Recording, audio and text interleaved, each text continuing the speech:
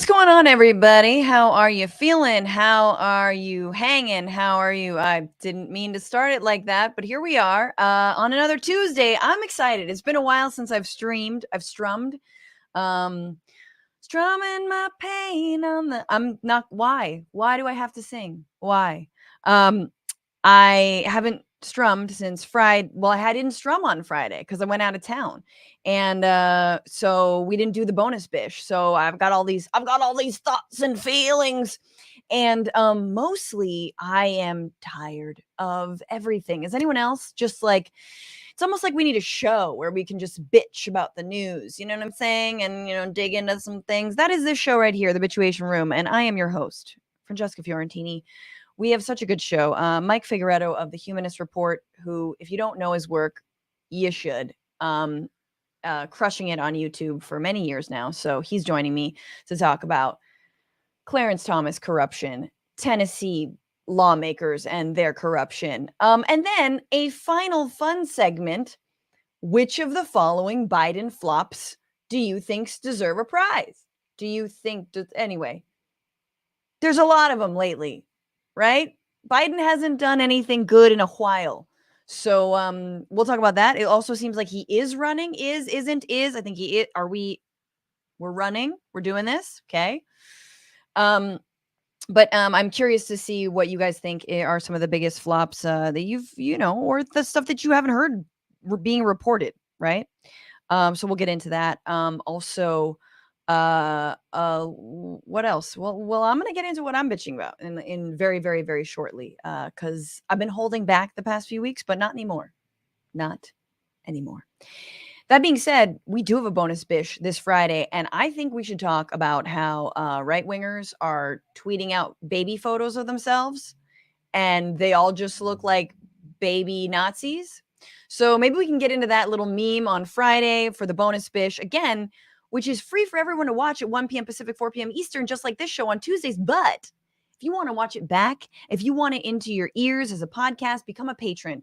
Patreon.com/Bitchuation Room to support this show. You get a bunch of perks. Let me count the perks. You get 20% discount on merch. You get access to the Ask Me Anythings, which we haven't done in a little bit of time, but I need them questions flowing. I think we'll do one and look into my, again, the books back there.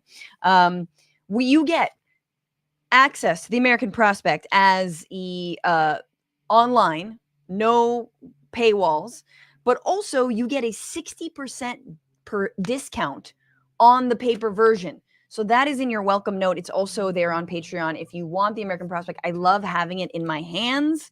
You guys know that I frequently write the final parting shot of the magazine.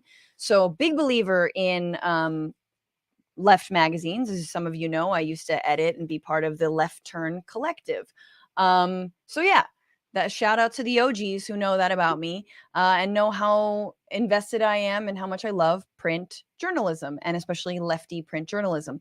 So hell yeah. And if you don't want to mess with Patreon, that's fine. You can become a member here on YouTube. You can also become a member over there on Twitch. Shout out to all the Twitch people watching now.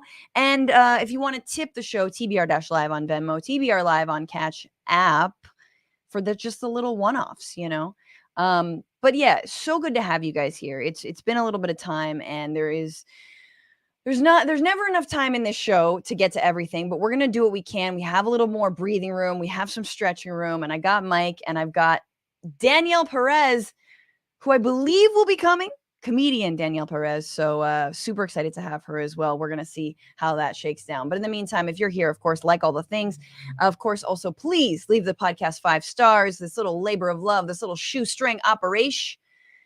And for now, let's get into it. This is what are you bitching about?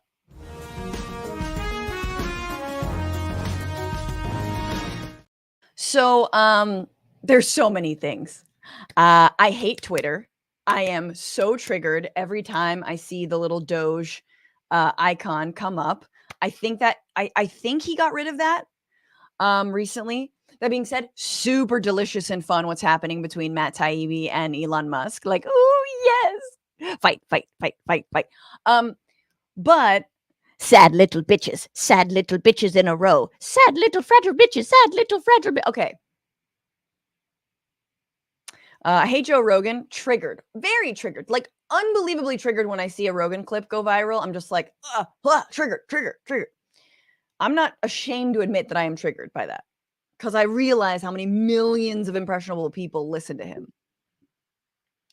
But I'm bitching about something kind of dark and interesting and yet at once incredibly enraging, which is the murder of the founder of Cash App. Hey, TBR live on Cash App. That was not a good moment to plug, but the point is, he was stabbed. He died in San Francisco. His name is Bob Lee, and it's terrifying. It's awful, right? And what was interesting, this happened on April 4th.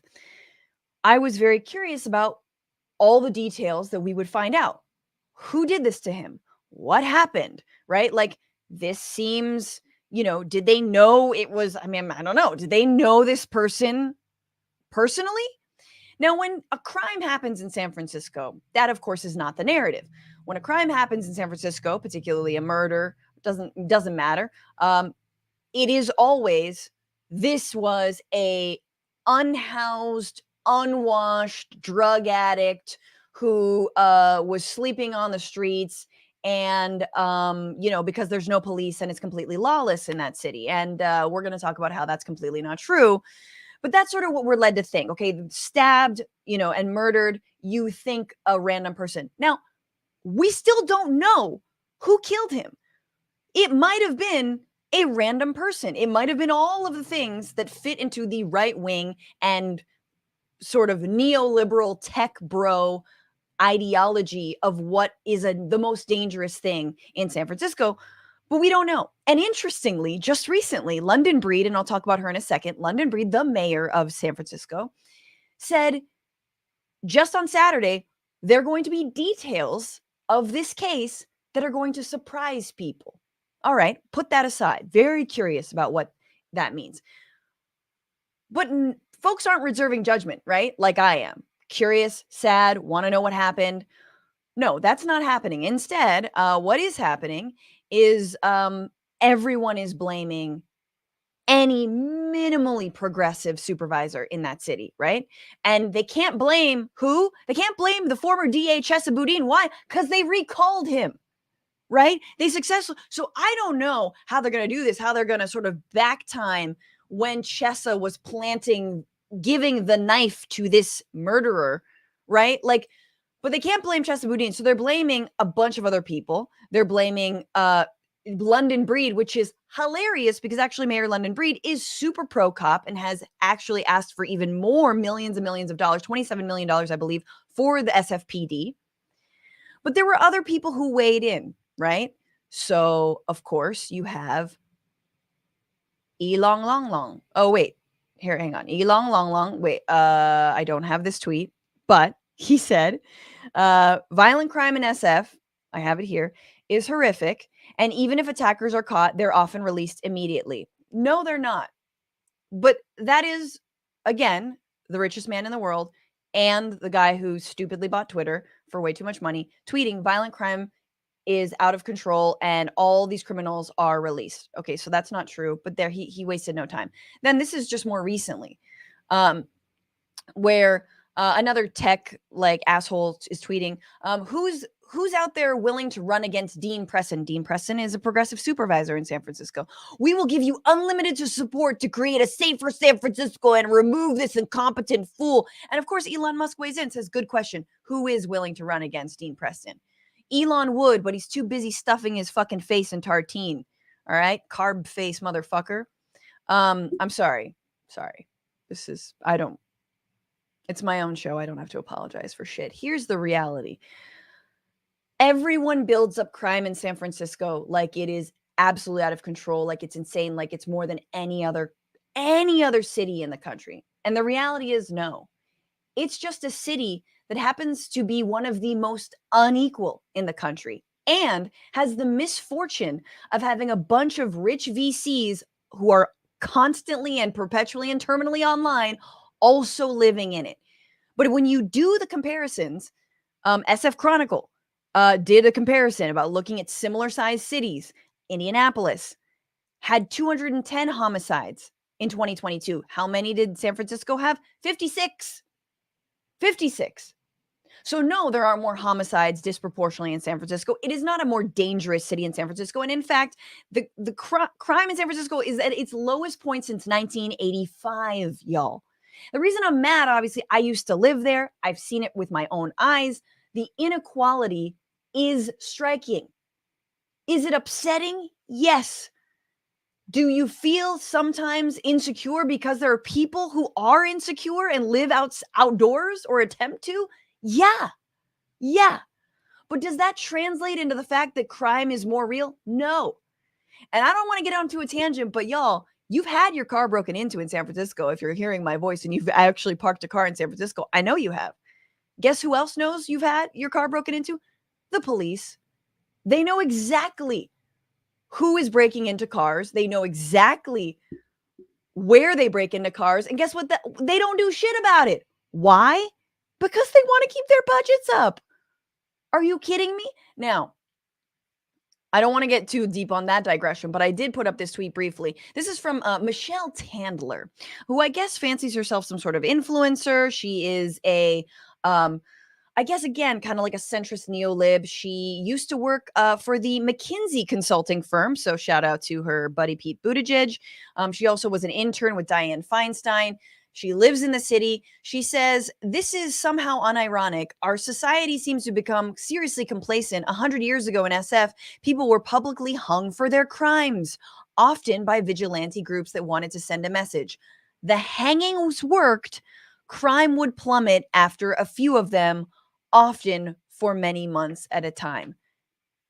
Now, I don't know if this is in direct reference to the murder of Bob Lee, but this is probably off of the back of that. It seems like it is. And yeah, just openly saying we should hang people. Let's do public executions, lynchings, in fact. Let's do lynchings again. This is how, to quote Logan Roy, how unserious these people are about stopping crime in San Francisco. And yeah, once again, no fucking details. Everyone's jumping to conclusions. Now people want to oust some of the dopest supervisors in that city, some of the people who are actually working to mitigate said inequality that leads to said crime, that leads to so much instability. People who are fighting for safe injection sites, people who are fighting for places to go to the bathroom, people who are fighting to actually put people in homes, and you want to get rid of them. So I'm sorry, San Francisco, for what it's become. And not because of the crime, but because of all the vultures that you have who want to turn you into an Ayn Rand wet dream. And hey, somehow it's not feasible when you haven't taken care of everyone. Your little downtown playground with its Whole Foods that just shuttered, that has fools freaking out because, oh my God, the Whole Food, we can't get rid of Whole Food. Well, you guys know what a cursed corner is? That corner is cursed. You know when like no businesses survive there? Yeah, no business is going to survive there in downtown where it's the most unequal place, not just in this, like in the state, not in the city, not in the state, but maybe in the country. You go to like 6th and Market, or I believe, 6th and Market, and it's like, ooh, people just need regular food. How about half food? They don't even need whole food. You think it's not going to survive when all the tech workers went home to work remotely? Nobody's going out to lunch anymore, you idiots. Whole Foods again. Shut up. Shut up. Shut up and take care of. I'm tired of fragile billionaires. You'd think with all your money, again, what do we say on this show? Say it with me. Fuck off into the night. Fuck off into the night. Take your money and fuck off into the night. If I made that much money, you would never hear from me again. Fuck off into the night. Go live your life offline. Okay, that does it for me. What are you bitching about? But more importantly, what is my guest? who is joining us for the rest of the show, bitching about why am I not finding his. He hosts the leftist political news show, The Humanist Report. Please welcome Mike Figueredo. Hey, how's it going? Good. How are you? I'm doing very well. Thanks for the invite. Thanks for being here. Yeah. That was an excellent rant, by the way.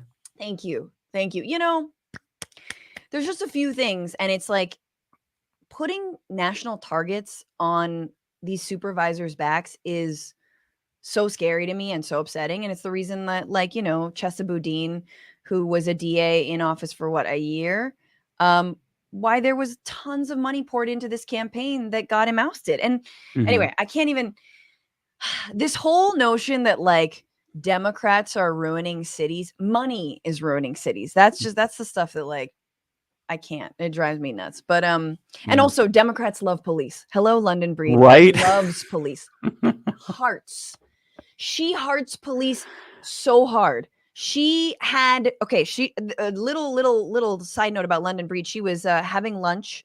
I don't remember which park she was in San Francisco, and there was like a homeless person near her. She called the cops to have that person removed, so she didn't have to like see it or be there. You know what I mean? And that's and like some people would probably hear that story and be like, hell yeah, that's what I want. It's like a Uber, but for removing people. You just call an Uber to get the unhoused person away. Mike, welcome to the show. We start this show off on the lightest note, which is asking our guests, what are you bitching about? Oh my God. I think the true question is, what am I not bitching about? I mean, basically everything this week and the week before that. And yeah, really what's been on my mind, though, in particular, is this MAGA judge's nationwide ban or attempt to ban mifepristone, which is an abortion drug, the most widely used one, used in most abortions. And, you know, I have a whole subject on that myself on my channel, but it just is really, it's a little bit frightening to see the climate where we're at politically, where kind of the courts have gone rogue and there's really nobody who has the spine needed to check them in governments. And that's really frightening to me because we're losing rights at such an alarming rate. And it bothers me. And I'm sure I'm not the only one.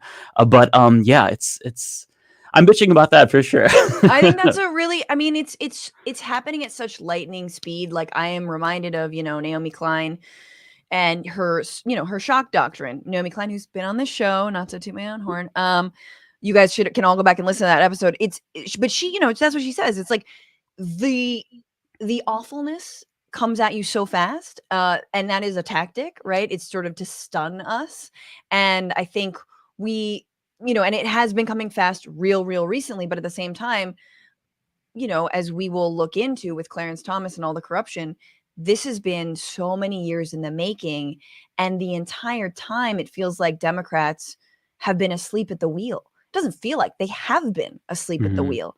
And so they've been laying all this groundwork, building this entire, you know, like Rube Goldberg machine of getting rid of all of our civil rights and any gains that we've made. And we're just like, okay, do you need help with that? Let me get you some extra cheese for the mouse to eat. And then we can do the, you know, the balloon inflates and I'll help you. Like, that's what Democrats have been doing this whole time. And being like, oh my God, we didn't see this coming. Like, no, man, these motherfuckers, they're going to go out to dine with you in your little Beltway, you know, little exclusive clubs. And then behind the scenes, they're working to undermine everything you've ever done. So that's what I totally agree with you. And this mifepristone thing is absolutely insane. I mean, it's the safest way to have an abortion. Yeah. I mean, and the most accessible. I mean, it reminds me of like this whole red state strategy before Roe v. Wade was overturned, right? Where they tried to put up as many obstacles as possible to prevent women from getting access to reproductive health care. But with, you know, this particular drug, if even in states where abortion is legal, women would have to opt for procedural abortions, which are more medically invasive. So it's like, I see them kind of trying to use that red state strategy in blue states now, where it's like, okay, let's just put up more obstacles for women there since we can't ban it nationally yet, and, you know, make it more difficult. So that way, maybe they'll be dissuaded from having an abortion. It's like you're watching this train wreck happen, and it's it went off the rails, but it's the slow motion part before it actually crashes on the ground. Yep. And we're seeing that, and there are calls for someone to do something, for the Biden administration to maybe play hardball, Democrats at least rhetorically to step up, form their own alternative to the Federalist Society, but you kind of just see nothing. So we're just watching disaster unfold, and it's very dystopian. It is, and it's also like really flat-footed. I mean, I feel like we've, obviously abortion rights organizations have been working around this issue. They have been fighting, it's this whack-a-mole, which in if there's a silver lining on this turd, it's that it's federal, right? Like this would apply to all of us. So suddenly we are no longer whack-a-mole. We're all in this together. And we already were, given how many people are seeking abortions out of state if their state has draconian laws. But like, I guess I'm also annoyed. I've been annoyed, when I was coming up, it was like pro-choice groups were just very much stuck in the kind of the nonprofit industrial complex, for lack of a better term. They were a little bit like, sort of not really working on expanding rights, actually. I mean, there was obviously, we heard Barack Obama get asked, on the campaign trail if he was going to codify Roe v. Wade, and he said he would, and then he didn't. So where's the pushback? Where's the marching? Where is the massive call to action around this issue? If we know that we are, at the whim of this extremist court. And so I'm also kind of mad at the movement. You know what I'm saying? I'm mad at, and maybe, hey, I'll include myself in that. But it's like, abortion rights groups are good at raising money, and they do, and they raise money off of the most terrible things. And I'm there's no shame in that, but I'm like, we need to see some fucking action. We need to see some real, like, if it's a massive day of action, if it's a strike, whatever it is, like, this will not be solved by simply running in our tracks around, let's do the gala to raise the money to put, let's make the calls for fucking Kirsten Sinema, who's going to turn out to be a massive pile of shit. You know what I'm saying? Like we have to break the normal mold of doing politics when it comes to these issues. Yeah, it shouldn't just be politics as usual. Extraordinary times calls for extraordinary measures. So you don't just get back into the habit of fundraising. Like, I shouldn't see my email box flooded whenever a bad thing happens. Like, that's the usual thing that you do. But now you have to do more. You have to go above and beyond. And I don't think it's too cynical. Maybe it is. I don't think it's too cynical to think that Democrats, they not necessarily like that these bad things are happening, but they view it as an opportunity perhaps to raise money that they wouldn't otherwise raise, because people are fired up, rightfully so. So, just at this point in time, we need more than the usual. And I feel like we're not getting that. And that's really, really frustrating, because if we have nobody to fight for us, then we're just going to see these rights fall one by one by one. Yes. And that's not to say that there's like no action, but I mean, at the same time, like, this is kind of a hair on fire moment, and nobody's acting like this is a hair on fire moment, right? Like, it's just, it's very frustrating. It feels like those nightmares where you're like being kidnapped or something and you're screaming, but there's no sound, like you're just muted. Like, it seems like we're in that moment and we're trying to wake up, but we can't. Absolutely. And we'll talk about this in our sort of Biden flops of the moment. But to Mike's point about how nobody is doing anything about it, the Biden administration will not ignore this ruling. They say they're going to try and fight it in the courts, but the courts have all been rigged in the Republicans' favor, right? You've got Judge Kazmark there, who did this ruling in the first place, and you could just ignore it. You could issue that, but they're not. They've decided that that's not. Anyway, the short leash that the Biden administration has kept on, the short centrist leash, waiting for Mitch McConnell for the final ghost to visit him, and then for him to just turn into Ebenezer Scrooge on Christmas morning. Like, we're all just holding our breath and turning blue. Anyway, let's get into it, because there are some heroic people in this hour that we will get into, and some people who are doing things not in the usual order of business. But first, let's just talk about our boy Clarence Thomas, because this is the week where.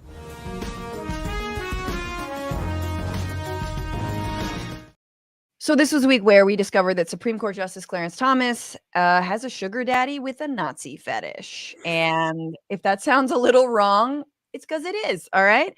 And thanks to reporting by ProPublica, we know that Clarence Thomas has been accepting gifts and lavish vacations from real estate billionaire Marlon Crowe, which that name is just the most Disney villain name. Like Marlon Crowe. Like, and also more like Marlon Jim Crow. You know what I'm saying? Like, let's be real. So let's go into what a little bit of what the reporting says and who this guy is. So for more than 2 decades, Thomas accepted luxury trips virtually every year from this Dallas businessman without disclosing them.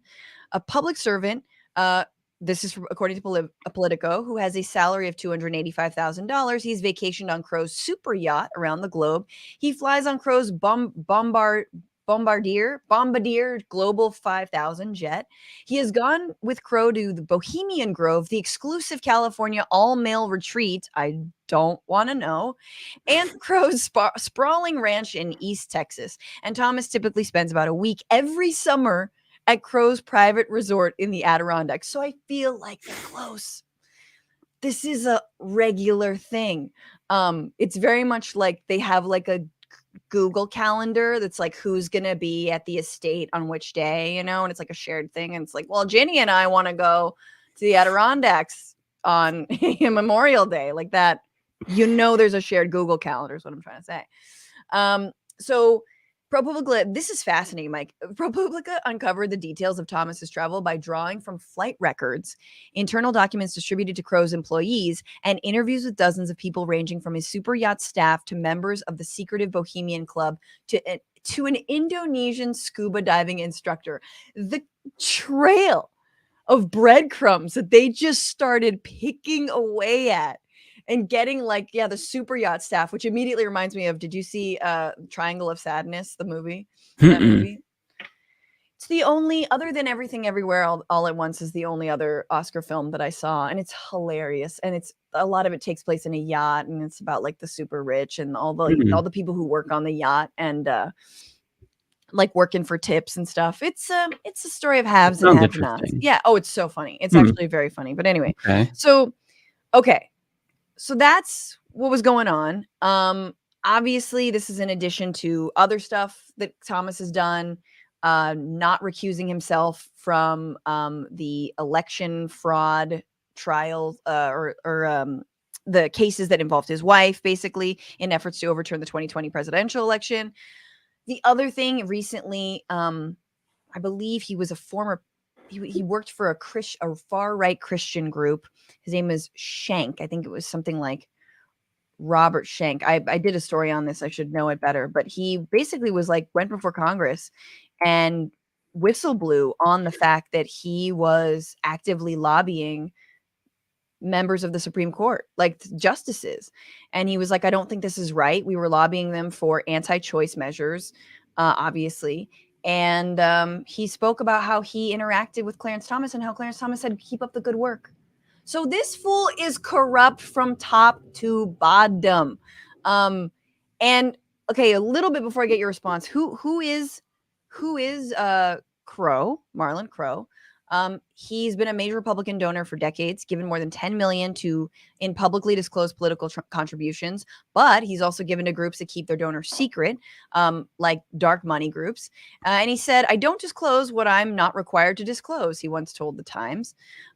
He has deep connections in conservative politics.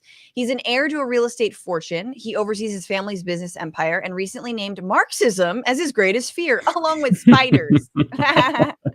It's heights, spiders, and the woke mind virus. He was an early patron of the powerful anti-tax group Club for Growth and has been on the board of a American Enterprise Institute for over 25 years. He also sits on the board of the Hoover Institution. Yeah, just like tick off the evil. I mean, talk about cabals, like the evil boardrooms. He's on them. Check, check, check, check. Anyway, I just got to get Mike. It's a bombshell. What will happen?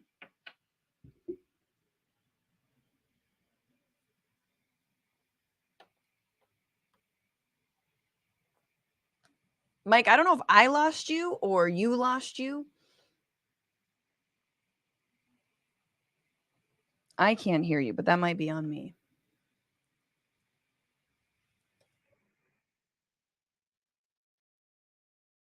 I always think it's a Camperman says he's having the dream where he's screaming and no one can hear him. Yeah, dude, for real. That's exactly what's happening. Well, let me give Mike a second to. Let's hope that this clears up. I don't know if you want to. Okay, take a second. So this is Alexandria Ocasio-Cortez speaking on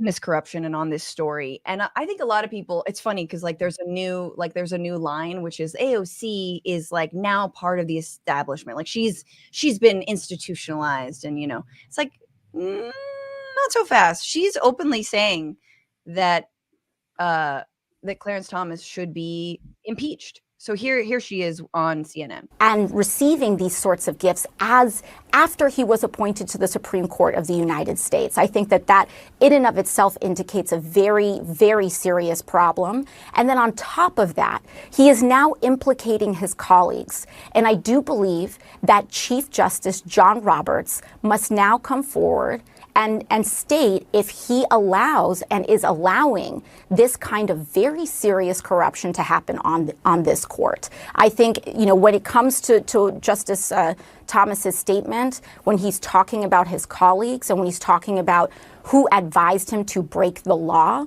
I think we need to know who those people are.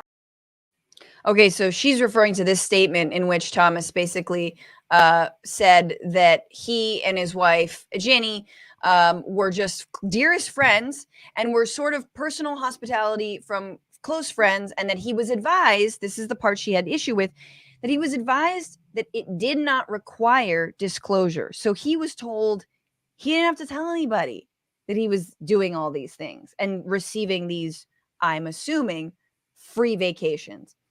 Mm-hmm. Mike, do we have you back? Can you hear me? Yes. Oh, okay, good. The nightmare has been averted. I woke up. No, I was gonna say that it's shocking to me because our corruption laws in this country are already so lax, right? So to not disclose these things, which is all Clarence Thomas had to do, that would have put him in compliance with ethics rules. Right. But the Supreme Court, they have a code of conduct where they're supposed to avoid the perception of impropriety. So it's optional, really. But you do have to disclose gifts. Now, members of Congress, if they take a gift more than $50, that has to be approved by an ethics committee. So Supreme Court justices, they don't have to do that. All they have to do is, if they accept the gift, they disclose it. And Clarence Thomas, for decades, has not done that. And it's shocking to me to see some of the mental gymnastics to defend Clarence Thomas here. I saw an op-ed in The Hill. I can't remember who wrote it, but it was basically, well, Clarence Thomas is allowed to have friends.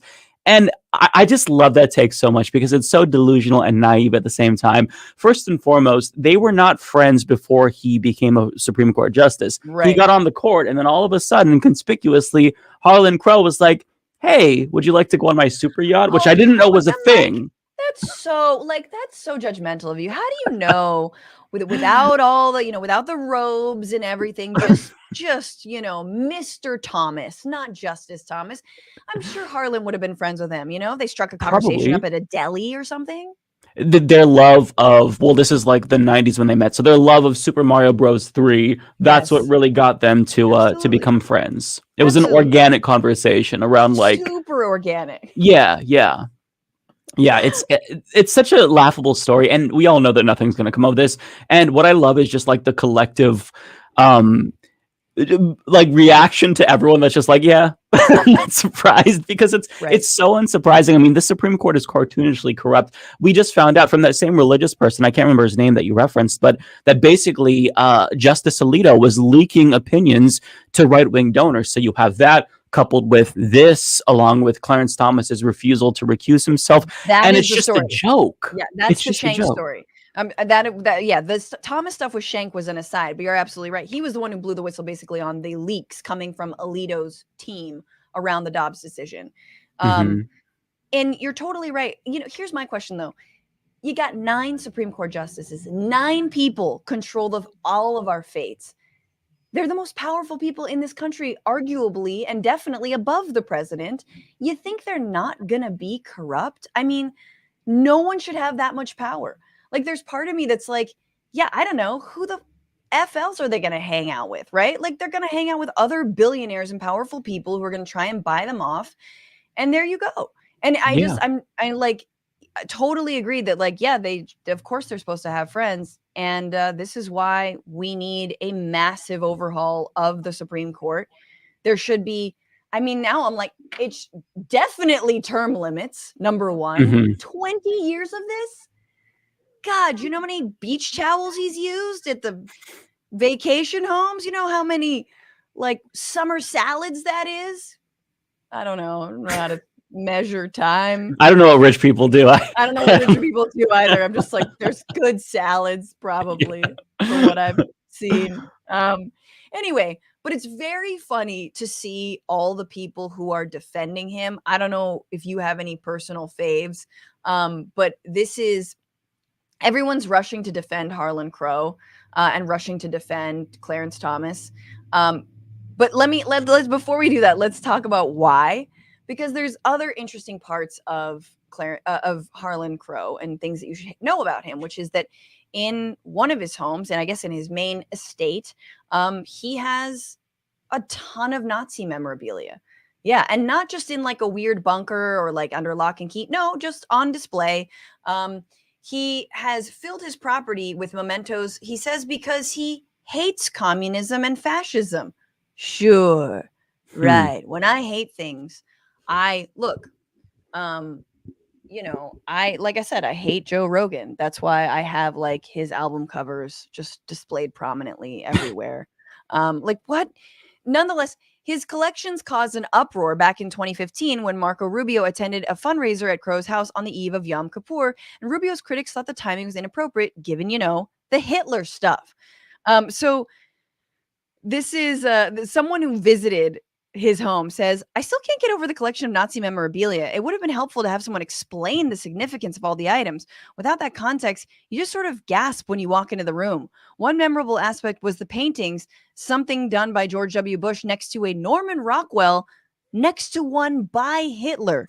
They also said it was startling and strange to see dictator sculptures in the backyard. That's right. So the other thing he's got a yard full of dictator sculptures. Like, to be fair, like Mao is in there. So, it's like folks from the left and the right. I think Stalin's up there. But like, what the fuck? Very normal, very normal things. I too have a bunch of stuff in my house that I hate. I have a bust of Mitch McConnell right here. It's off camera. You can't see it. Oh, right. Just Um, keeps you humble, right? Looking over at that gullet. yeah, the turkey neck is just inspiration. Uh, yeah, it's very very strange. Dare I say it's a little bit sus, just a tiny bit. It just adds to the layer of insanity of the overall story, where he's buttering up Supreme Court justices, and he has Nazi stuff in his house. Yeah. What's going on? What are we doing here? I don't even know how to react to this because it's so bizarre to me. Who do we think this person is, right? Like, clearly, this person is someone who is a white nationalist. Like, I'm sorry. Like, it is, again, oh God, you don't hang out with powerful billionaires, and also have Nazi memorabilia and not be a little bit of a, fashy poo yourself. Like, that's just what it is. And these are people. Okay, so we're gonna get into a little bit of it, but like, let's just look at these memorabilia. Here we have, I don't know, a giant emblem with, just a couple of. I don't know what that is. Is that a plate? It looks like it's a plate Hmm. for a car. There's a bunch of Hitler stamps. That's cute. Just for my stamp collection. Soup's normal. Here's some hand napkins, I believe, or just regular napkins with the Nazi symbol on them. Also very, very normal. But like, no, you don't do that. Like, not even in the 90s. Do you know what I'm saying? I'm like, what, at what point? It was never okay to do this. Like, ever since World War II ended, not okay to do this. But again, I just want to say the Nazi stuff is an aside. The real thing is that not only are you hanging out with Harlan Crow, Sorry, I said Marlon Crow earlier. It's Harlan, which is even better, a better Disney villain name. So correction on that. But a guy named Leonard Leo, and Leonard Leo is one of the masterminds, if you will, of the far right takeover of our courts and specifically the Supreme Court. And I remember doing a story on Leonard Leo for Newsbroke back in the day, and I didn't have a chance. I was like, what do we? But he's like, he works with the judicial, what is it? The Judicial Watch or something like that. Basically, they're all responsible not only for creating a pathway for people like Amy Coney Barrett and Justice Kavanaugh and those folks to, go from law school to clerking for Bush to then becoming appointed, all, et cetera, et cetera, et cetera. But that also they put up these phony ass fucking cases that have done things like undermine our civil rights, undermine abortion rights, undermine LGBTQ rights, right? Like they're the ones who are buttering up like plaintiffs to try and go at some of our established laws. And Leonard Leo has been behind the scenes, and there are photos of Clarence Thomas hanging with Leonard Leo. Again, this all the same soup. They're all in the same fucking soup. Harlan Crow. But here's my question. What's going to be done about this? Mike, any thoughts? Do you believe that this call for impeachment? I mean, I want to put up, actually, not only did I play that little clip from AOC, but she did tweet, if we do not impeach when lifetime appointees repeatedly break the law in stunning shows of corruption, if we do not rein in systematic abuse of judicial overreach, and if we rely on this, and if all we rely on is for those abusing power to police themselves, we have no one else to blame. It must stop.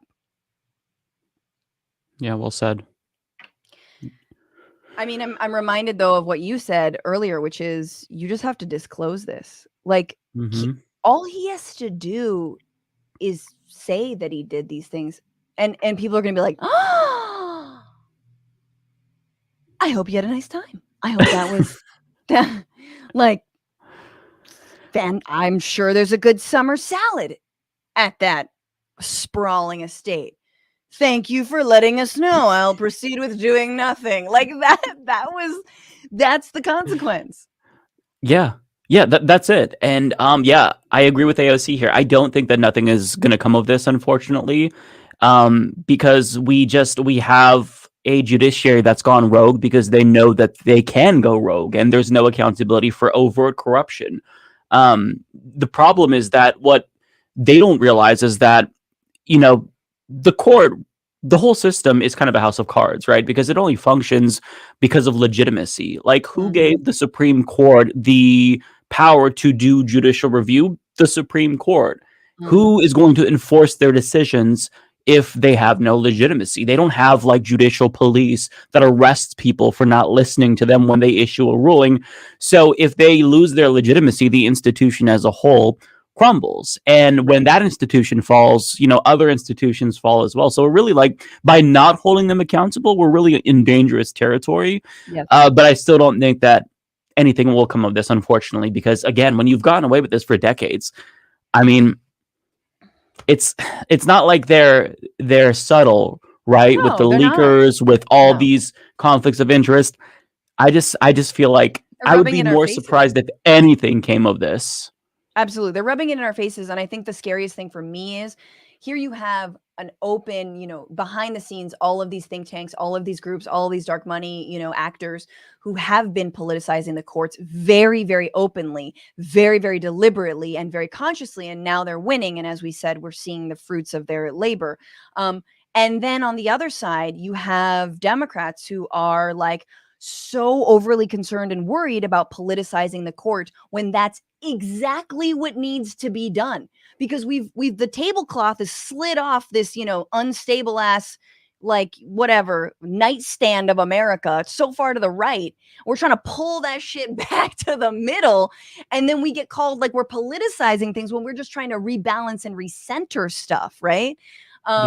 You're like, man, your nightstand shit's all over the floor. You know what I'm saying? We got to pull that back. But then you're like, oh no, you're politicizing it. Like, well, it needs to be a little bit politicized, but then it just becomes this eternal ping pong back and forth, and I think in a lot of other countries, that's when political legitimacy and any kind of institutional legitimacy, if it hadn't already been lost, is lost when the courts become so politicized that there is no faith. And then the courts simply become a battleground to score back and forth, right?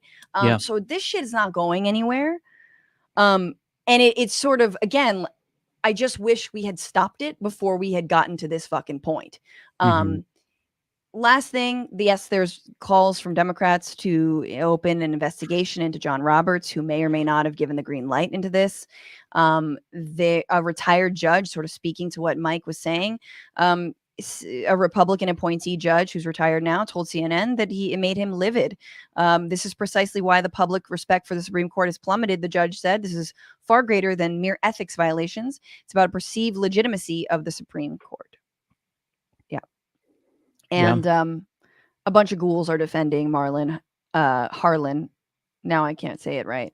A bunch of ghouls are defending Harlan Crow.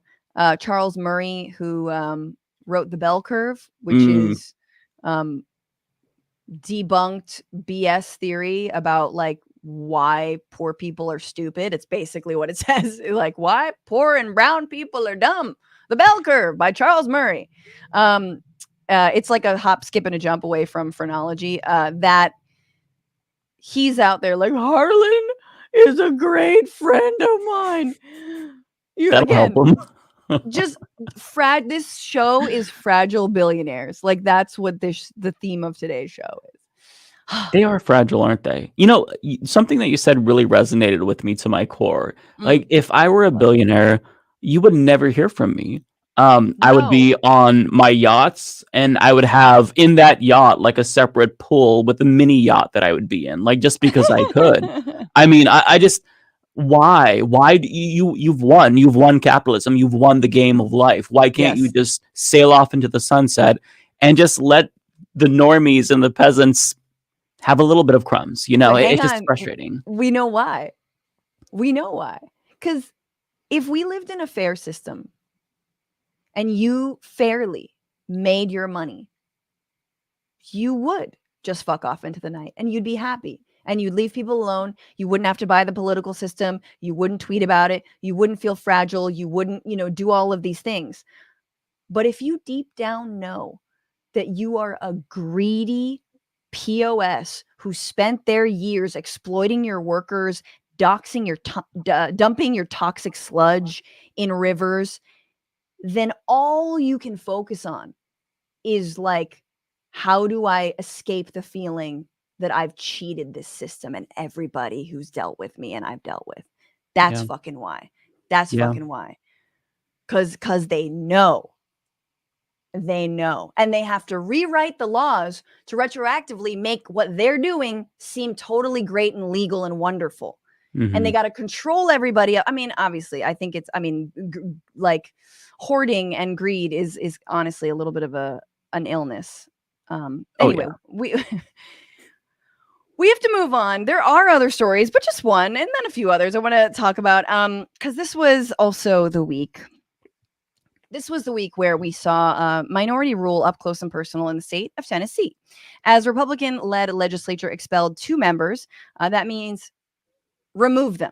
Initially, I was like, expel just for the moment. No, removed from their positions because they helped lead a protest for gun control after the Covenant School mass shooting, which killed 6 people, 3 9-year-old children. And that wasn't the crime. No. The crime was protesting that and arguing and protesting for gun control. So they, Republican state legislature going to do what a Republican state legislature will do. And on separate votes last Thursday, they supermajority expelled Justin Jones and Justin Pearson, a move that left 140,000 voters in primarily Black districts in Nashville and Memphis with no representation in the House. They were expelled for in retaliation for their role in the protest the week before that unfolded in the aftermath of the school shooting. Of course, a third Democrat, Representative Gloria Johnson of Knoxville, was spared expulsion by a 1-vote margin. Johnson is white, spurring outcry at the differing outcomes for the 2 young Black lawmakers. Republican lawmakers who split their votes have cited Johnson's points on the floor that her role in the protest was lesser She didn't speak into the megaphone, for example. Ooh, I wonder what that sounded like. And we'll hear that. There are some updates on this story, but first let's see the kind of maybe the kind of speaking that these representatives felt so afraid of. Here is Representative Justin Pearson speaking to, I believe this is before he was expelled. I believe this is during the protest, but it's during the massive Capitol protest, if you guys saw that last week. And here he is, and I believe he's starting off.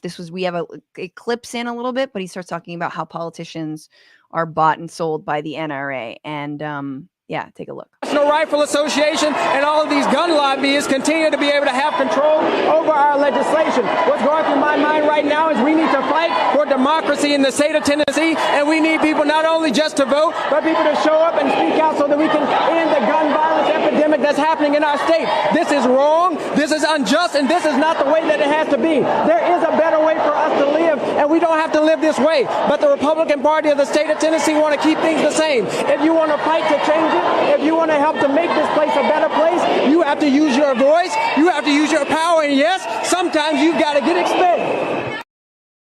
So that is after he was expelled. Sometimes you've got to get expelled.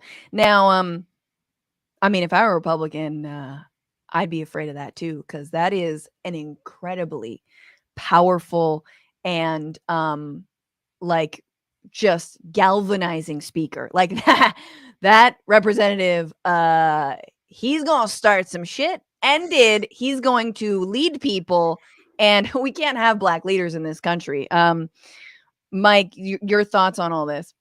Yeah, I mean, I think that there's multiple reasons why they were expelled, right? One is obviously racism, because out of 3 lawmakers, the 2 black ones were expelled, but the white one wasn't. Trying to do the math here. Second of all, like, this was a real threat to their power.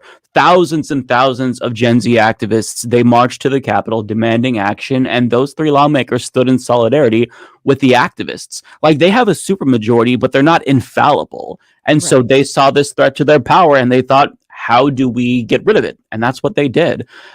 So this just demonstrates that the GOP, they don't actually care about democracy. Like, they are literally calling this an insurrection. In fact, the Republican speaker said that this was tantamount to insurrection, what they did, by basically going to the podium and saying, yeah, we agree we should have gun control effectively. So they know what they're doing is wrong, and they're shameless. There's actually a video that Justin Jones shared on Twitter where he was filming the chants from the activists, and his Republican colleague actually assaulted him on camera, and he posted it to Twitter. So they are shameless, they're brazen, and they will make sure that they eliminate any threat to their power. But unfortunately for them, I think that this is going to backfire, because they made these 2 men national figures. And now when they come back, which they will come back, I think that Justin Jones was already reinstated, they're going to be much more powerful than ever and have a bigger platform than they did. So unfortunately for the Republicans, they're in the finding out phase after fucking around, I think. Absolutely. A couple things to pick up on there. Yes, Justin Jones was reinstated. I want to go to a clip of him in a second. That was, in the city of Memphis, they could have actually held like a month-long nomination period. This is according to NBC, but instead the city council in Nashville just completely voted unanimously to reinstate him immediately, which is good to know that's, I mean, can you go back? Can you expel him again? The craziest part about this, and this is something that you mentioned, Mike, is okay. So Tennessee legislature has expelled people before, I believe, for sexual misconduct and defending slavery after the Civil War. So definitely on par with trying not to get shot in a school. But the Republicans expelled them based on the Capitol riots, the calling it an insurrection and invoking January 6th. They invoked January 6th to say that this was a violation of their rules. I can't, like, oh my God, the hypocrisy. Like, just, it's like they learned the word insurrection and now they're using it. Oh, I know what'll justify it. Like, folks have no understanding of their own hypocrisy. It's like it's I feel like I'm taking crazy pills. It truly is that moment. Anyway, that's why they expelled them, but Justin Jones been reinstated. Here's the Justin Jones before he right before he was expelled. Again, Jones, who was assaulted when he was trying to film the protesters. So today we are brought to here where members are responding in the most extreme measure, not because of what we did, but because by breaking decorum, we broke the glass of your false power for the world to see. We broke the glass of this chamber that someone called sacred. One of the members on the other side of the aisle was in tears and said, "I've never seen such a breach of this sacred chamber." And I thought to myself, that representative has obviously never read history. But for so long, this body, drunk with power, has modeled for the world what we know as nothing less than authoritarianism. And today is the climax of that behavior. That a week after a mass shooting plagued our community, the most direct action this legislative body takes, or should I say my colleagues on the other side of the aisle are taking, is to expel us for speaking about the issues of weapons of war on our streets. So again, another incredibly powerful speaker and leader, and calling him out basically on what we just said, right? We shattered the ceiling, we shattered your false sense of power, because there's more of us, and they should be scared. So there you have it. And I again, in terms of the national figures, like this is not going anywhere. And the fact that like every single one of those young folks that came out around, talk about an apolitical issue, talk about wanting to live, not wanting to have weapons of war in schools or in civilian hands. There's always a moment, I think, for everyone who's like an activist or who works around these issues, or an organizer, or someone who dedicates their life to this stuff, which is like, hey, how'd you get politicized? It's kind of like a, it's an icebreaker for us lefties. How'd you get politicized? And I think, in my feelings when I saw what happened in Ferguson around the protests surrounding Mike Brown's murder, when they sent fucking tanks, I was like, oh, you just galvanized a whole generation around like civil rights and against police. Same shit here. Oh, you expelled the two young Black leaders from this over this protest for gun control. You gave these young people reason. They were fine, just chilling on like, I'm like trying to think what's the video game where you get turnips and stuff. They were over there on like Animal Crossing. They were on Animal Crossing. I'm such a boomer. That's such a boomer like thing to say. Well, I'm such a nerd. I love how I know that immediately. Animal Crossing. No, I mean who else dabbles in turnips? But I'm like, they were there on Animal Crossing. They're chilling. They're like, trying to bring back low-cut jeans, like low-rise jeans. Like the kids are doing other things, not sex apparently, but they're vaping and stuff.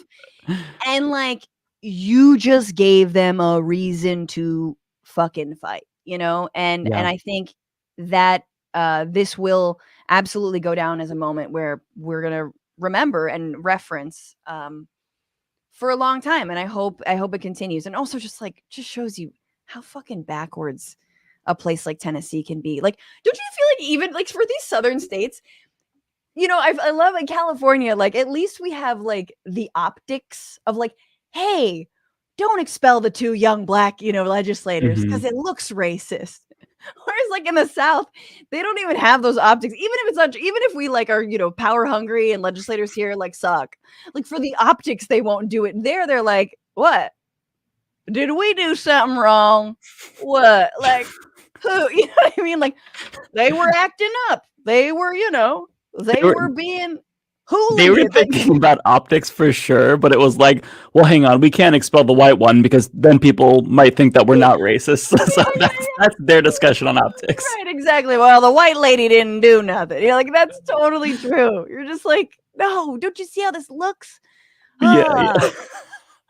And this is again, and these are like, and then you remember like how that we've gutted the Voting Rights Act, applied to Tennessee, and like this is the level, the fuckery that happens at the state level, everybody.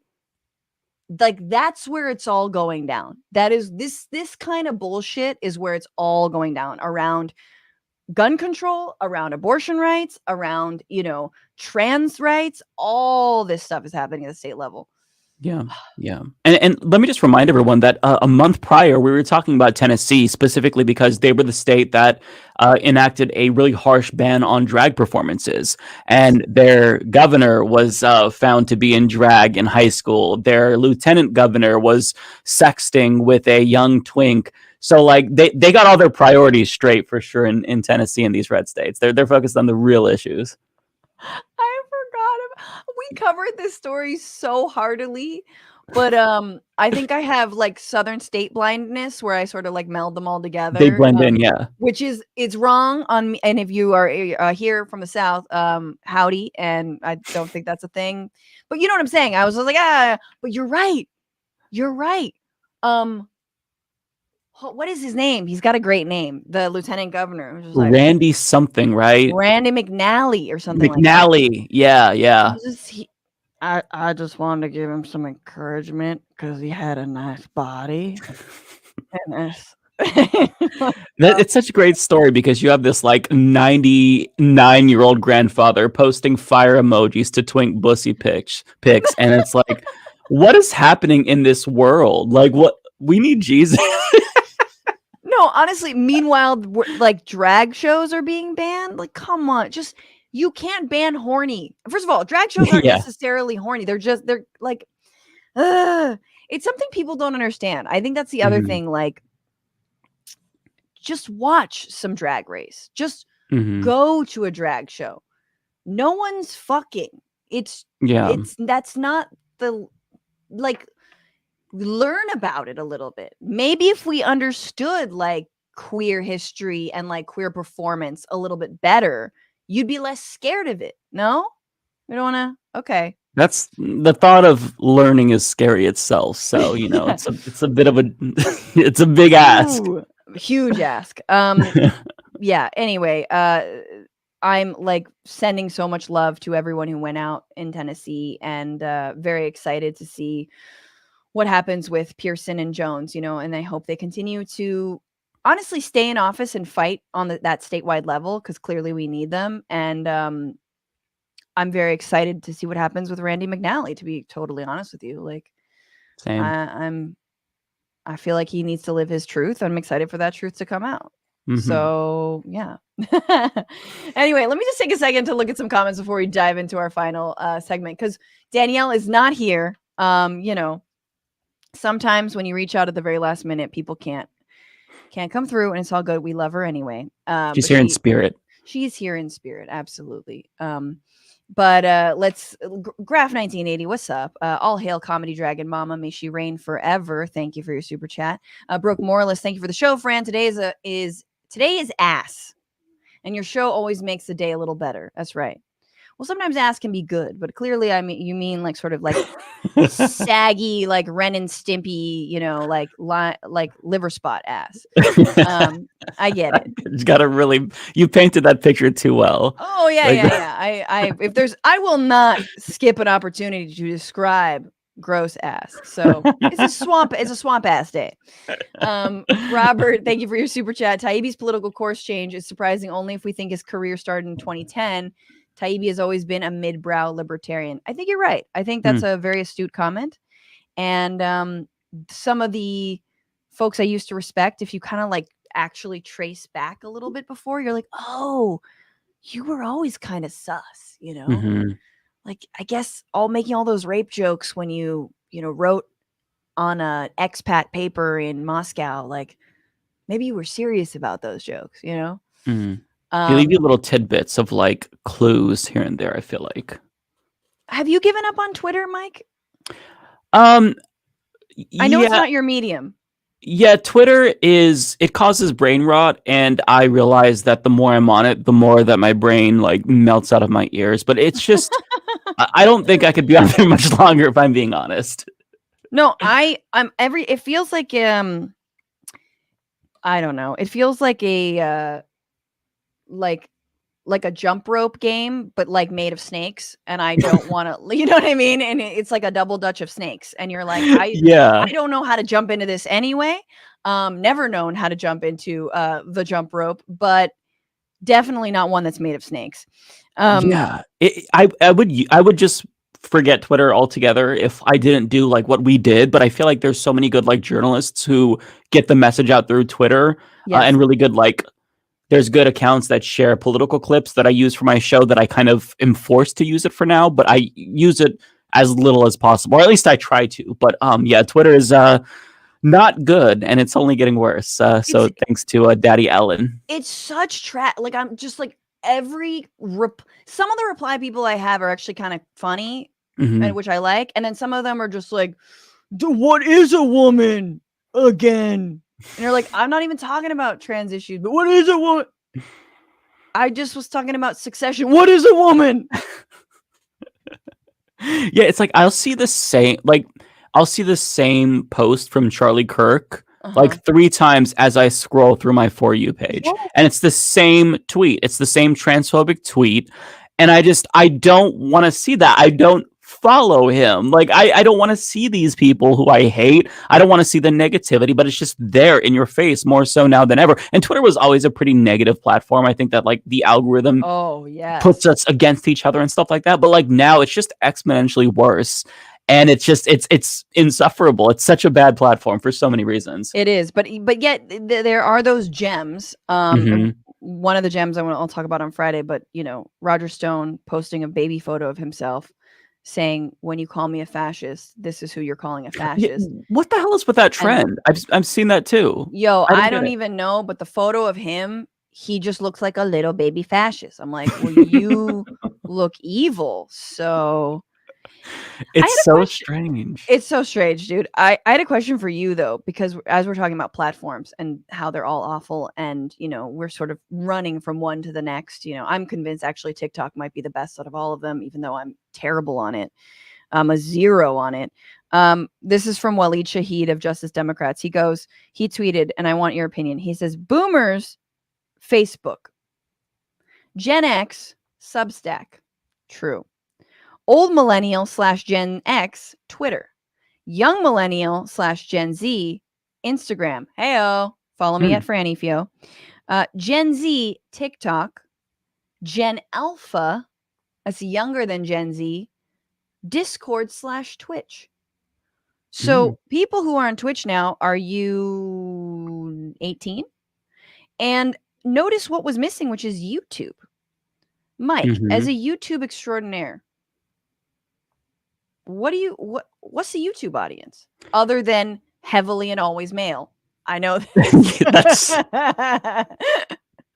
yeah, I feel like YouTube is ubiquitous, right? YouTube is included in all of those categories, like as an addition, maybe not like the primary, but the secondary, perhaps. I think that YouTube is always going to be around, maybe not as like number one, but like the need for like longer form video content and these types of live streams, I think it's important. But for those of us like with shorter attention spans, TikTok just gets the job done. Like I'm not a big Instagram poster, but I do love TikTok. And I think that they've finally tuned the algorithm to make it the most pleasant experience of all the social media platforms, meaning that like they know I want to see videos of cats like slapping each other. And they show that to me repeatedly. So yeah. I kind of put myself in that TikTok category, even though I am a millennial. Because YouTube a lot. Well, I mean, you think YouTube, yes, definitely spans the generations. Is for all men who don't know how to tie ties, whether you're that's so true. Whether you're 55, that's right. Just like I admit, anytime I tie a tie, straight to YouTube. I in terms of the algorithm on TikTok, I think you're right. I think the last thing I'll say is like, the one thing Elon forgot is your platform has to be a place that people want to be. It can't be a place that nobody wants to be, because again, it's a bunch of, Cybertruck dweebs who are invested in Dogecoin, mad at you for, you know, putting she, her in your bio. Like that, you know what I'm saying? Like Mhm. that, nobody wants to engage with that person.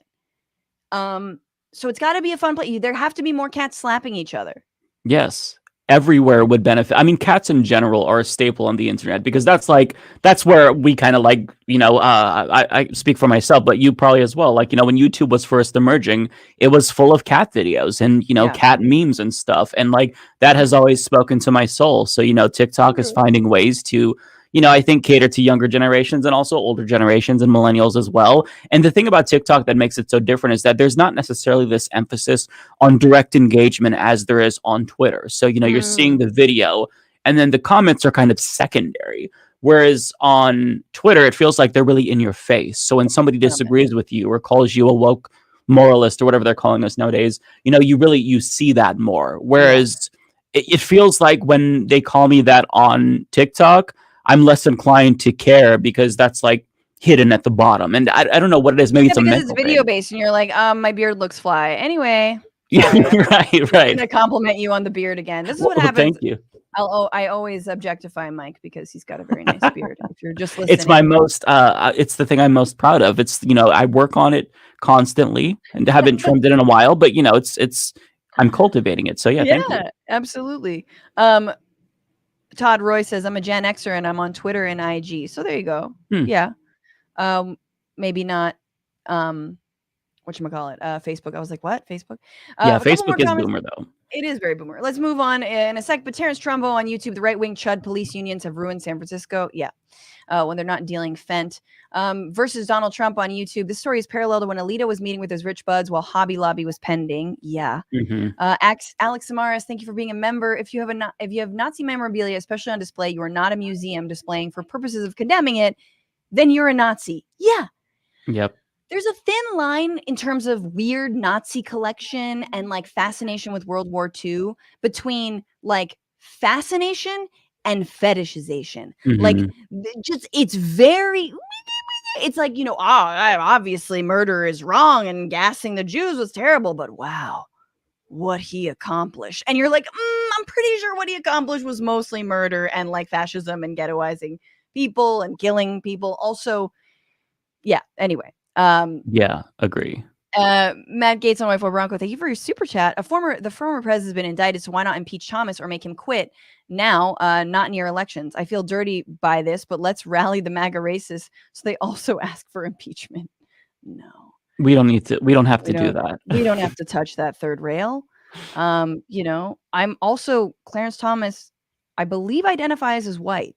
So The high probability. absolutely checks Caucasian on whatever forms he's got to fill out, the doctor's office. And Double O, thank you for your super chat. Love you both. Have a great day. Love you. Aw. And CM Wolf Dragon says these two men give me so much hope. I think we're talking about the Justins, Justin Pearson and Justin Jones, of course. But like we could also give you hope. I know. Okay. I Are we just identify chopped as liver? male if it's what? Are we just chopped liver? Yeah, what about us? I led a demonstration once. Guys, let's get into our final fun segment. This one, not so fun. A little bit of a flop, in fact. Joe Biden living up to that status quo Joe label, living up to his nothing will fundamentally change, you know, hasn't had a hit in a while is what I'm trying to say. I think maybe since he attempted to, but then sort of, you know, rolled back and backed away from student debt relief. But it hasn't been good in a little bit of time. So let's look at the 3 flops of the moment and vote which is the floppiest.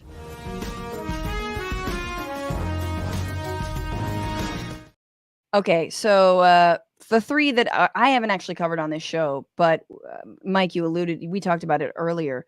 So we have the most recent, the mifepristone ruling, the abortion pill ruling, where Judge Kazmark, Trump-appointed judge, said that the FDA was wrong to approve it. And even though it's been in operation for 20 years safely, and it's safer than Viagra, nope, we got to get it on a technicality. Just say you hate women. Just say it. Just say you hate women and you believe they should be controlled in every single way, and you don't believe in big government unless it comes to women's bodies. Just say it. Stop with this flirting around the like, well, the FDA. Shut up. Shut up and say you're not man enough to say that you just want to control women's bodies. Okay, that's fine. But anyway, Biden administration not going to ignore the ruling. They could, they won't give that instruction. They're going to try and fight it in the courts. We'll see. Second thing is the Willow project, which has been approved. It is an oil drilling venture in the Arctic in Alaska. And this is after Joe Biden promised no drilling in Alaska, no drilling in the Arctic explicitly. But guess we need a little bit more oil. So the Willow project, which was approved, trampling native rights, and there's been massive outpouring and protest around it. So there you go. Another promise broken. And then finally, this was also pretty upsetting. It's kind of more middle of the road in terms of some trans activists are saying it's good because it's at least explicit. But of course, the right is mad. And others think that it is also a reversal, which is the administration says schools can bar trans athletes from competitive teams. The proposed regulation would disallow blanket bans on trans athletes on the books in 20 states. Because mind you, yes, 20 states have been banning trans youth especially, but trans athletes from participating in sports because one person or two people out of thousands scares them. And the Biden administration has said, okay, you can ban those athletes, but you have to be specific that it violates rules of like parity and equality. And basically there's a carve out and workaround, but you can't blanket ban. Like you have to go case by case and make that appeal. It gives me vibes of Don't Ask, Don't Tell, where it's the liberal compromise, but it turns out decades later they have to undo the harm that they caused. I mean, just fight, man. That's all we're asking. Just fight them. Absolutely. Just say that this is part of Title IX. I mean, what's so disgusting about turfism or turfdom is, and what's so key about turf, well, first of all, I take issue with the fact that it's radical feminists. Like, the fuck? There's nothing radical about being trans exclusionary. Yeah. But is that you, in defending things like Title IX, like in this just fake feminist bullshit, way to defend Title IX against a one trans athlete? Like, are you kidding me? It's so bad faith. Use Title IX to defend women's sports generally, get more funding, get equal pay, get more, all of these things. No. We have to use Title IX to fight the one non-cis woman who wants to compete in the body that she feels that is her. Like yeah. These lawmakers, too, by the way, there was, I believe, an NPR analysis. I could be mistaken on the outlet, but they asked, I think, 24 lawmakers in these states that proposed these bans to name a single example of a trans high schooler or middle schooler causing a disruption in their sports team or making it unequal. None of them, not a single one, could name a single example. So it's just, it's political. It's demonizing trans kids who, I mean, Trans kids are such a small minority, but the ones who want to play sports are an even smaller minority. And at that level, it's for socialization. It's fun hanging out with their friends. In Kentucky, there was this middle school girl who literally helped create a school. I think it was a hockey team for girls because it didn't exist. And then she testified before the state legislature explaining, this is just for our friends. We want to play it. Nobody wanted to play. I helped develop this team. And then they subsequently banned her from the sports team that she helped to create. It's just cruel. Like, they're just trying to be mean. It's because ridiculous. It was a trans participant or what? Yeah, it was the trans girl, her and her friends wanted to play hockey. There wasn't a hockey team. I think they needed enough players. So she recruited the players, the female players, so they can have an all-girls hockey team. And then she was banned from playing in the team that she helped create. And she told them this. It's not like they were unaware of this. She educated them. And this is like an 11-year-old, mind you. And they're like, sorry, we have to ban you from this team that you helped create. It's just they go out of their way to be cruel. I think the cruelty is the point, really. Absolutely. The cruelty. Like, if anyone is fun and horny, they're against all of that. If anything is fun, if anyone's living their truth, and if anyone is horny, this is the new platform of the Republican Party. That's Yes. I mean, if you don't like the label fascism, they'll just call you anti-fun, anti-truth, and anti-horny. That's what I think. I think we've narrowed it down. But anyway, these are the flops. I mean, where's Biden standing up? You know, what is like, and again, why is everyone on such a short leash? I understand. I didn't have a lot of faith that like Kamala Harris was going to be some kind of like, you know, firebrand in the vice president's chair and office. You know, I know Pete Buttigieg, head of transportation, thought it would kind of be phoning it in, but like, you know, nothing's been done about putting more regulations on trains since the massive derailment. But I didn't imagine that they would be kept on this tight of a leash, Mike. I felt like when, you know, even like Javier Becerra, who was, you know, of course has to be interviewed for, you know, issues around mifepristone, you know, and he's like fielding questions about why aren't you going to ignore this ruling? That all of these people, I thought that they were tapped because they were a little bit more progressive. They were even like a little mini hop step in the, you know, in the direction of more rights, in the direction of like, hey, in touch with young people and majority of what everyone wants. And instead, I feel like even these so-called, like, for lack of a better term, centrists, I mean, Javier Becerra may be a little bit more progressive. They're being kept on the tightest leash. And that's actually kind of surprising to me. I don't know what your thoughts are on that in this administration. Yeah, I mean, it just feels like they've unilaterally disarmed, like with the Willow Project. Not only is it such a betrayal of a campaign promise, but the reasoning for it is just laughable. I believe the administration's reason was that they believed that they were going to lose the court case and would be forced to allow the company to drill there anyway. So they're just like, okay, go ahead. It's like, I mean, are we going to fight even just a tiny bit or even pretend to fight? Just thinking of the optics, going back to that, just so that way you communicate to us that you're even trying. But he's not, like, he doesn't even care that we see that he's not even phoning it in. It's just, oh, well, what are you going to do? You've got me or you've got Donald Trump or Ron DeSantis. So best of luck if you choose to, you know, abandon me. It's just, it's very frustrating because we don't need that right now. Have fun with the culture war. It's distracting everybody. I mean, that's such a good point.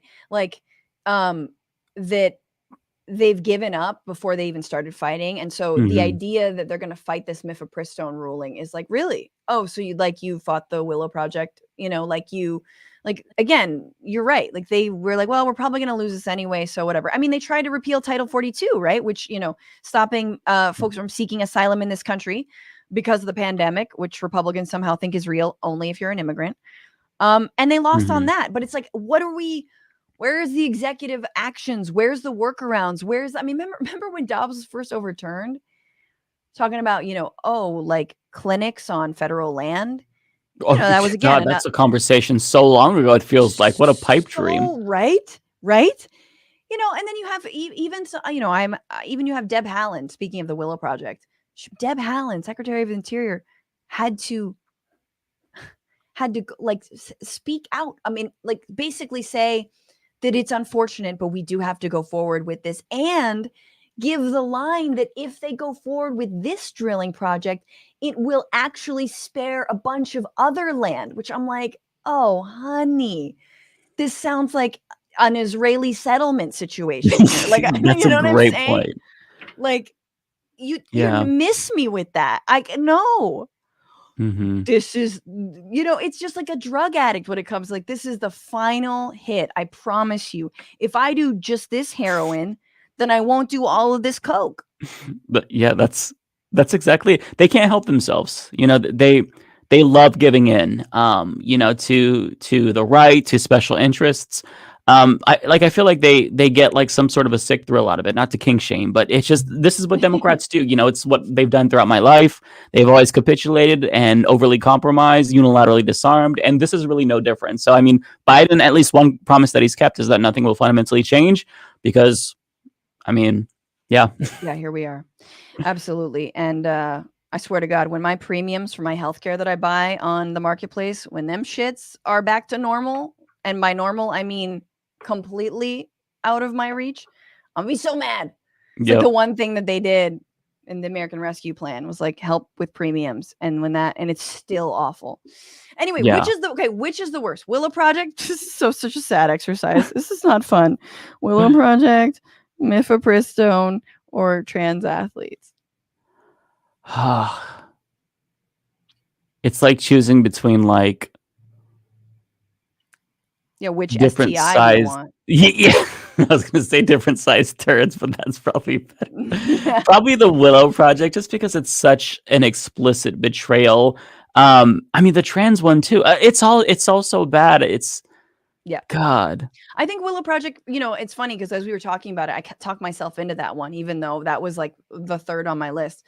But it seems like, maybe with the, ruling around Title IX and the mifepristone, like the song isn't sung yet, whereas the Willow Project is. And it's like, man, the oil and gas industry has this administration by the balls. Yeah. And every Democratic administration they will have by the balls. They're like our cartels, you know what I mean? They are our cartels. And unless you actually stand up to them and put a bunch of money into, breaking up their little layers and stopping them from distributing their materials and laying out all the oil and gas that you found, in a little badass photo in front of you, like we go after cartels. I'm sorry, I'm just continuing this metaphor. It's a good metaphor. There's a lot of metaphors today, but yeah, they like you have to deal with them. They have you by, it's a mafia. And only an ideology like Bernie Sanders, only someone who's like, I'm willing to break with this industry because fuck y'all. Only that will actually stop climate change and impending climate doom. Anywho, Mike Figueredo, what a show, what a time, just you and me chilling. I've been enjoying. Thank you for laughing at some of my jokes. Thank you for your jokes are incredible, of course. Thanks, bud. Thank you for being wonderful. Everybody, check out the Humanist Report and anything else you have to plug. Anything exciting? Anything coming up? Nothing new. Just keep on watching the show for more doom and gloom, I guess. Not the best endorsement, but Well, Mike is so great because he's he's even keeled and smart and does like great and like the grind that you put in and the work that you put in. So everybody, if you're not subscribed already to the Humanist Report, you're fucking up. Go over there. It's on YouTube. Learn how to tie a tie and then go watch him. Thank you so much for being here. Take very good care. And thank you all for being here. Of course, all y'all in the comments section, in the chats. Alex Samaras, again, thanks for being a member. Just change the F to fascist and TERF works well because they're not feminists at all. Seth Evans says trans exclusionary reactionary feminism, hey, still works. Yeah, it is. That's exactly what it is. It's just backlash. And like the feminist movement has had that a lot, right? Like TERF honestly works because it's like it is defending your turf. It is the belief, the scarcity mindset that the more rights we recognize for trans people or Black people, the fewer rights will be recognized for women. And it's like, nah, because freedom doesn't work that way. There is an unlimited supply of freedom. And there's no scarcity mindset around freedom. And you need to get that the fuck out of your head because that's on some tool of the patriarchy shit. So anyway, she's cussing like a sailor today, isn't she? Isn't she, folks? She is. She really is. Thank y'all for being here. And thank you so much. And without further ado, the one thing that I did not do was load my baby. Load my baby. Believe it or not, we have a checklist for this show. And I never fail to ignore all of the things I'm supposed to do. But this is the fart song.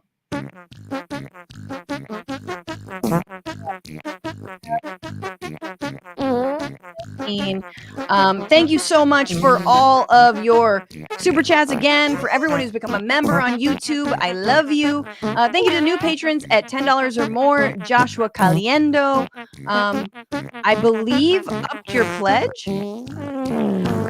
You get a shout out if you're a patron at $10 more. Thank you, Joshua, so much. Thank you. I saw Yilva, you upped your pledge. That is so wonderful and good of you. Love Yilva, one of the oldest OG patrons of this show. Going over to Twitch. Thank you to Liberal Weapons who subscribed for 1 month at tier 1. Bienvenidos. Thank you for Frank Morningtree's resub for 1 month at tier 1. Subscribe for 16 months. Says meow.